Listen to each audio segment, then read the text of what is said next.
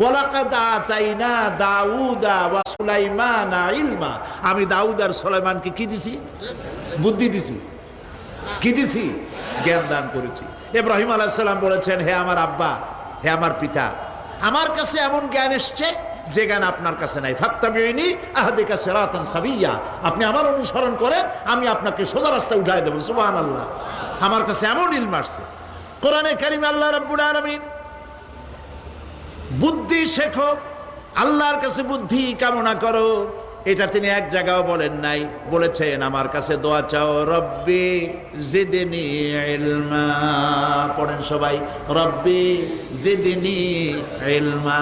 আবার বলেন, রব্বি জিদনি ইলমা। আয় আল্লাহ, তুমি আমার জ্ঞান বৃদ্ধি করে দাও। শয়তান ছিল বুদ্ধিজীবী, আদম আলাইহিস সালাম ছিলেন জ্ঞানী। শয়তান সুদ্দা। আল্লাহ পাক যখন সকলকে বললেন উসজুদু